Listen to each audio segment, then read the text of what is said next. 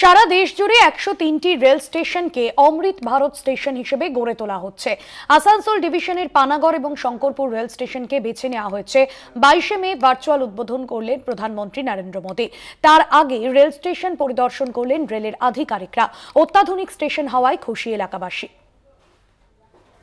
দেশের অন্যান্য স্টেশনের মতোই গুরুত্বপূর্ণ একটি স্টেশন হলো পানাগড় স্টেশন। উল্লেখযোগ্য স্টেশন হওয়ায় পানাগড় স্টেশনকে বন্দে ভারত স্টেশনের আওতায় আনা হয়। সেই মতো 2024 সাল থেকে শুরু হয় এই স্টেশনের আধুনিকীকরণের কাজ। 22শে মে পানাগড় স্টেশন সহ একাধিক বন্দে ভারত স্টেশনের ভার্চুয়াল উদ্বোধন করবেন প্রধানমন্ত্রী নরেন্দ্র মোদী। পানাগড় স্টেশনের 1 ও 2 নম্বর প্ল্যাটফর্মের মাঝেই করা হয়েছে অস্থায়ী ছাউনি। পানাগড় স্টেশনের আধুনিকীকরণের কাজ খতিয়ে দেখতে স্টেশনে আসেন আসানসোল ডিভিশনের রেলের আধিকারিকরা।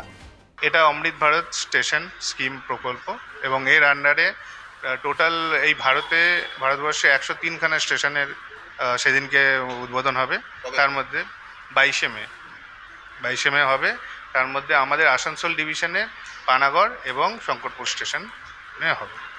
পানাগড় স্টেশনের একদিকে যেমন রয়েছে ভারতীয় স্থলবাহিনী সেনার ছাউনি, অপর প্রান্তে রয়েছে ভারতীয় বায়ুসেনার ছাউনি। ফলে সাধারণ যাত্রীদের পাশাপাশি ভারতীয় সেনাবাহিনীর জওয়ানদের এবং তাদের পরিবারদের যাতায়াতের সুবিধার জন্য আগেই পানাগড় স্টেশনে বহু দূরপাল্লার ট্রেনের স্টপেজ করা হয়েছে। স্টেশনের বাইরে নতুন একটি যাত্রী প্রতীক্ষালয়, আধুনিক এটিএম টিকিট বুকিং কাউন্টার এবং যাত্রীদের ওঠানামার সুবিধার জন্য স্টেশনের 2 এবং 3 নম্বর প্ল্যাটফর্মে বসানো হয়েছে লিফট।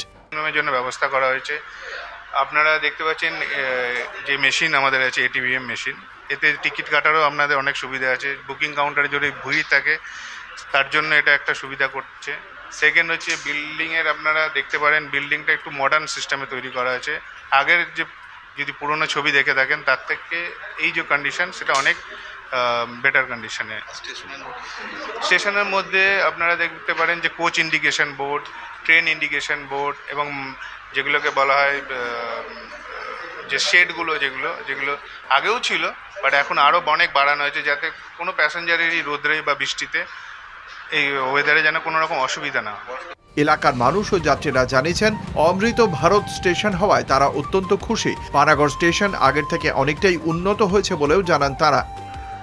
অমৃত ভারত স্টেশন স্কিম প্রকল্প, এই প্রকল্পের আওতায় দেশের 103টি জায়গায় রেল স্টেশনের শুভ উদ্বোধন হবে আগামী 22শে মে এবং উদ্বোধন করবেন ভার্চুয়ালি দেশের প্রধানমন্ত্রী। এই অমৃত ভারত স্কিম প্রকল্পে পশ্চিম বর্ধমান জেলার আসানসোল ডিভিশনের শঙ্করপুর এবং পানাগড় রেল স্টেশনকে বেছে নেওয়া হয়েছে।